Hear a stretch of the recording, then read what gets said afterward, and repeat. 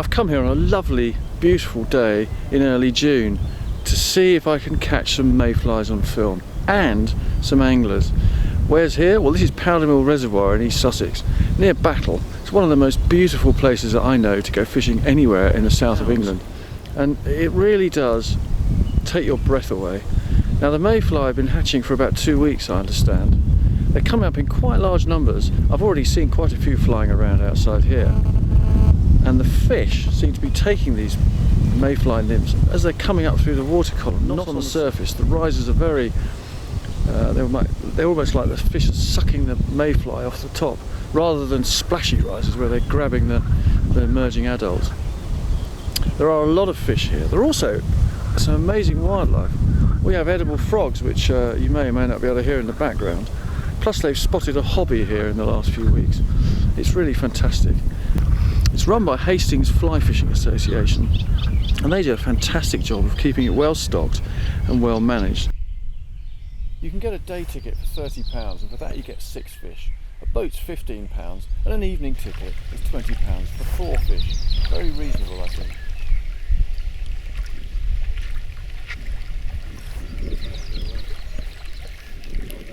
Lovely. Well done, mate. There you go.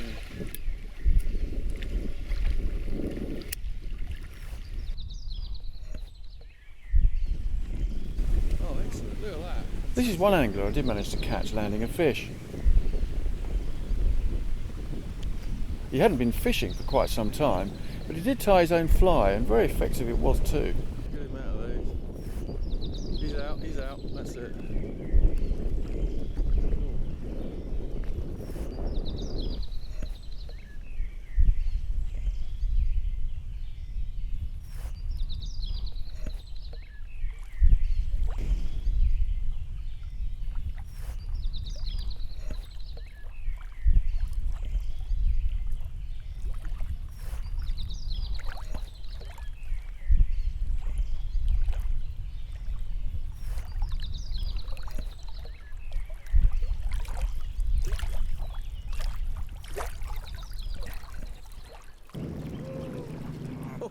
He's not coming, is he?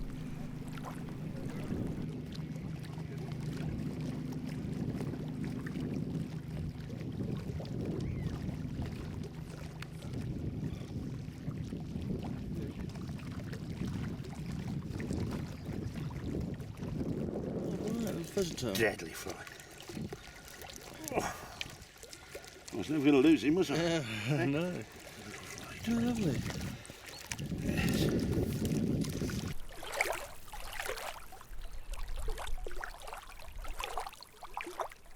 Mayflies have got a very interesting life cycle. Like many waterborne insects, they spend most of their life living on the bottom of the lake or river. They hatch out and they really only last 2 days. Their sole purpose is to mate. They can't feed, and they've got some interesting anatomical details, including 2 sets of genitalia, which I guess increases their chances of striking lucky when they mate.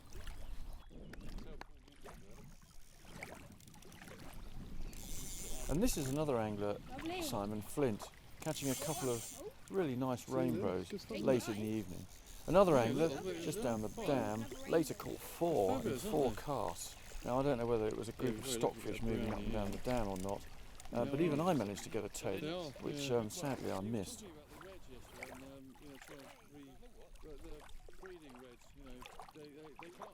They can't get up there to clear them because they're all silted up. They can't get heavy machinery in there to do it. Yeah. Well done, Simon. There we are, Louis, that's perseverance for you. Lovely. 1 minute and 25 seconds it took you to learn that. Probably seemed like weeks. Oh, good if I do that. Tip it out. That's a weird moment, wasn't it? Oh, lovely. Wait. This is the fly pattern that was used to catch Simon's fish. It was as close as we could get to resembling the nymphs that we think they were taking. Here you can see a proper dry mayfly. And this one is a rather large imitation of a nymph. I caught up with John Thackeray, who runs their website, while I was filming this, and here's what he had to say about their stocking policy. You've stocked it well, haven't you? I think by the sound of it, from what I've seen. Well, yes. I mean, we've carried on stocking, irrespective of the fact that the first 2 months were so bad. It was poor, but then there's the weather, isn't it? I mean, it's been appalling. Yeah, but what it means is obviously we haven't had the anglers, they haven't been catching the fish. The net result is that fish stocks have got bigger and bigger. I mean, sometimes stockfish can be a bit... Well, yeah, again, a lot of them have been here a long time, to be honest. But even when they do come, our suppliers don't stock quite as heavily in their stock pools as other people do. The net result is they don't get battered and beaten quite so much. And when they actually arrive here, the finnage is normally excellent condition. Yeah, it pays in the long run, I think, to do that. It does, yeah. Plus the fact, I think they grow quicker that way, so in effect they don't lose anything by having fewer fish in the ponds. No, they're better conditioned. As long as they get the weight up, because at the end of the day you're buying it by weight, not by fish. Yeah, that's true. So, you know, where do you get your fish from? We get them at the moment from Hook Springs and from Byberry. The clubhouse, which as far as I can see has been standing for donkey's years, is very homely and rather unusual.